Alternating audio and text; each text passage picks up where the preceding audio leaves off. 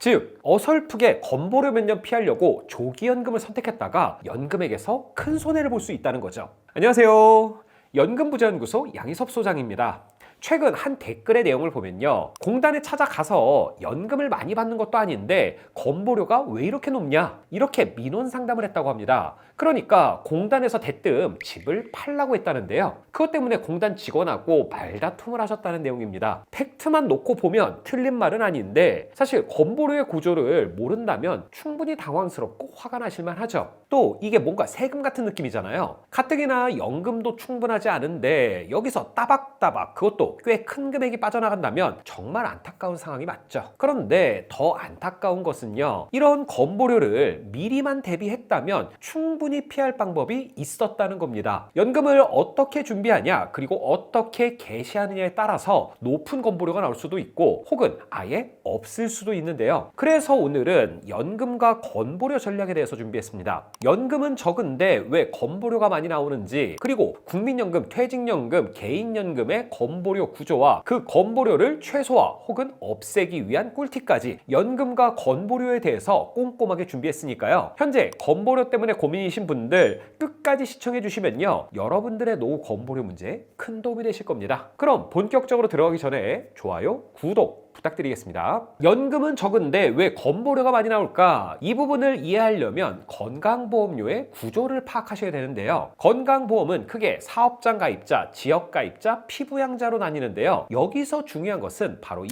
피부양자입니다. 피부양자는 소득이 일정 아래로 부양을 받아야만 하는 사람을 의미하는데요. 건보료도 사업장 가입자로 되어 있는 가족이 있으면 납입을 안 해도 됩니다. 그래서 연금을 받으시는 분들이 여기에 해당되시는 분들이 많은데요, 연 합산 소득이 2천만 원 이상이 되면 피부양자에서 탈락을 하게 됩니다. 이건 소유 부동산에 따라 좀 차이가 있을 수 있는데요, 이 소득 안에는 금융소득과 연금소득이 모두 포함이 되죠. 특히 이 2천만 원을 계산할 때 국민연금이 100%가 반영이 되는데요, 그러니까 다른 소득이 하나 없어도 국민연금이 167만 원만 넘으면 피부양자에서 탈락이 된다는 겁니다. 그럼 건강보험료는 얼마나 나올까요? 건강보험료는 장기요양보험료를 포함해서 소득의 8.13%가 나오고요, 국민연금 같은 공적연금은 보험료를 계산할 때 절반만 계산이 됩니다. 만약 국민연금을 168만 원 받고 있다면 건보료는 그 절반의 8.13%인 6만 8천 원대가 나오는 것이죠.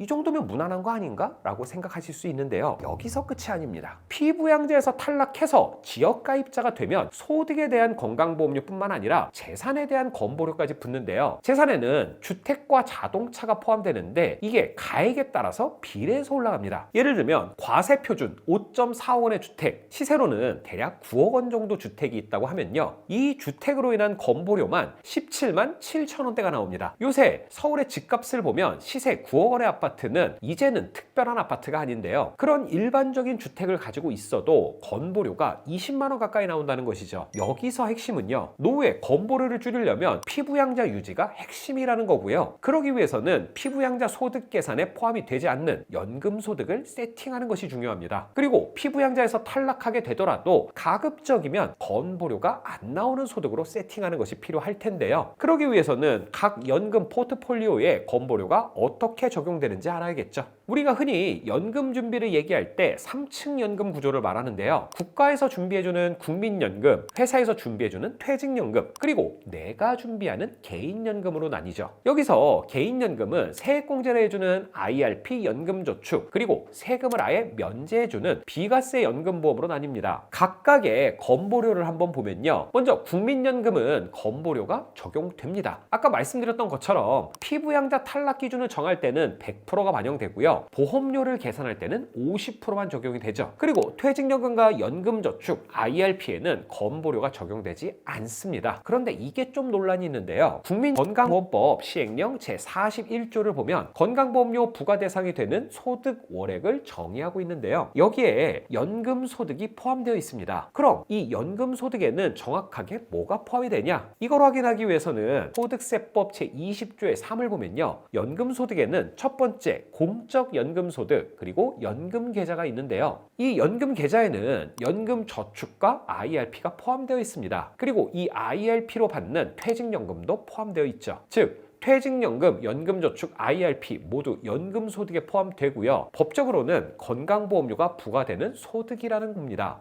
하지만 현재는 부과되지 않고 있는데요. 아니, 같은 연금소득인 국민연금은 건보료가 부과되는데 왜 연금저축, IRP에는 건보료가 부과되지 않을까? 가장 큰 이유는 정부가 국민들에게 노후 준비를 독려하기 위함입니다. 연금소득세에 건보료 8%까지 부과하면 사실상 세액공제 받은 혜택을 거의 뱉어내는 꼴이기 때문이죠. 문제는 이렇게 건보료가 면제되는 게 명문화되어 있지 않다는 겁니다. 즉, 언제든지 바뀔 수 있는 리스크가 있다는 것이죠. 이런 이유 때문에 이 사적연금 건보료 문제는 때가 되면 항상 거론되는데요. 이런 문제에서 아주 깔끔하게 분리되어 있는 것이 바로 이 비과세 연금보험입니다. 비과세 연금보험은 한도와 기간 조건을 달성하면 세금과 건강보험료 둘 다 완벽하게 삭제가 되는데요. 한도는 적립식 150만 원, 일시납 1억 원 이내로 가입하면 되고요. 가입일로부터 10년이 지나면 세금과 건보료 모두 면제가 됩니다. 현재 연금 포트폴리오 중에 가장 확실하게 건보료가 없는 유일한 포트폴리오죠. 노후 연금에서 건보료를 피하는 핵심은 두 가지인데요.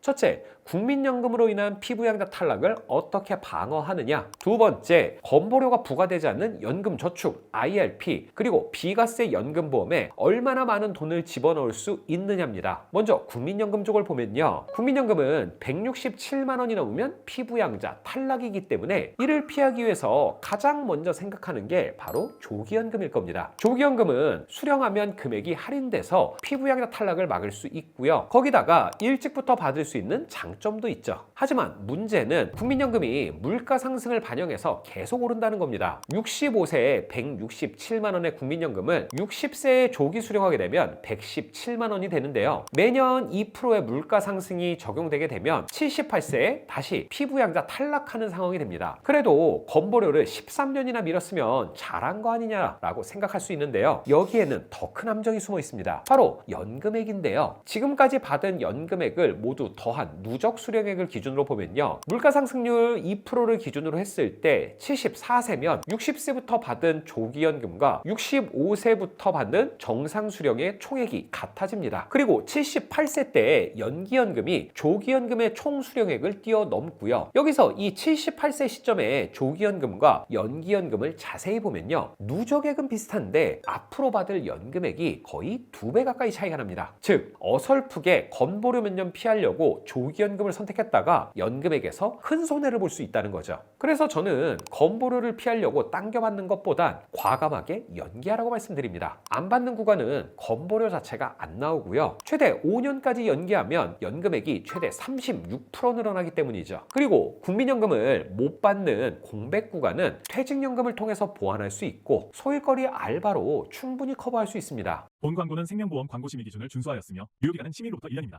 두 번째, 연금저축과 IRP에 더 많은 돈을 집어넣는 방법입니다. 아까 미래에 건강보험료가 부과될지 많은 논란이 있다고 말씀드렸는데요. 일단 현재 부과가 확정된 것도 아니고요. 설령 부과가 된다라고 하더라도 세제 혜택 측면에서 여전히 강력한 포트폴리오입니다. 일반 투자를 한다면 이자소득세 15.4%, 여기에 이자소득이 2천만 원이 넘으면 종합과세로 넘어가는데요. 게다가 건강보험료는 확정입니다. 이거에 비하면 연금저축, IRP의 연금소득세는 양반인 거죠. 연금저축 600만 원, IRP까지 포함해서 900만 원, 거기에 추가납입 900만 원까지 연간 최대 1,800만 원까지 넣는 것, 이제는 대부분 알고 계시죠. 하지만 여기서 한 번 더 늘릴 수 있는 방법이 있습니다. 바로 ISA 계좌를 활용하는 건데요. ISA의 만기 자금은 60일 이내에 연금 계좌에 넣는 것이 가능합니다. 이때 세액공제까지 추가로 받을 수 있고요. ISA 연간 한도가 2천만 원이라 그 만기 자금이면 꽤 많은 금액을 한 번에 연금 계좌로 넣을 수 있습니다. 그리고 비과세 연금보험도 한도를 높일 수 있는데요. 정확하게 표현하자면 한도를 높인다기보다 정확하게 활용하는 방법입니다. 비과세 한도는 흔히 적립식 150만 원과 일시납 1억 원으로 알고 계시는데요. 이건 반은 맞고 반은 틀린 얘기입니다. 비과세의 정확한 명칭과 한도는 코드 74 월 적립식 저축성보험 월 150만 원 납입 한도, 코드 75 월 적립식 외 저축성보험 총 납입보험료 1억 1억 원 한도인데요. 여기서 보면 일시납 1억 원이라고 안 돼 있고 총 납입보험료 1억 원이라고 되어 있죠. 즉 적립식이든 일시납이든 총 납입보험료의 합이 1억 원만 넘지 않으면 코드 75에 적용된다는 것입니다. 그래서 코드 74로 적립식 150만 원이 가입되어 있어도요. 코드 75로 5년 납 적립식으로 166만 원 혹은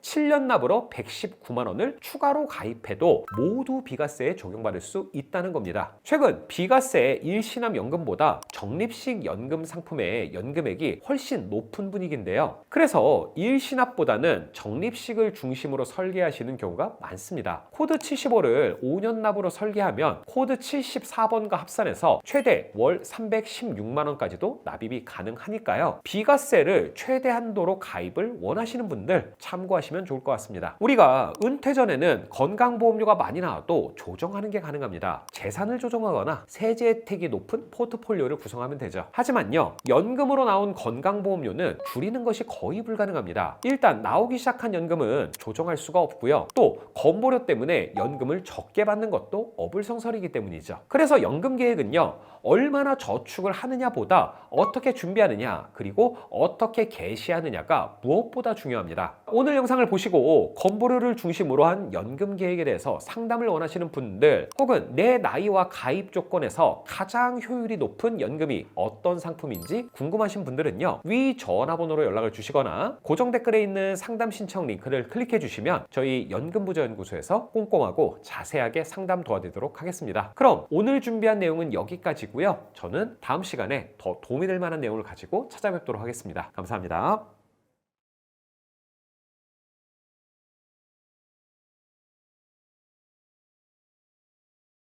본 광고는 생명보험 광고 심의 기준을 준수하였으며 유효기간은 시민으로부터 1년입니다.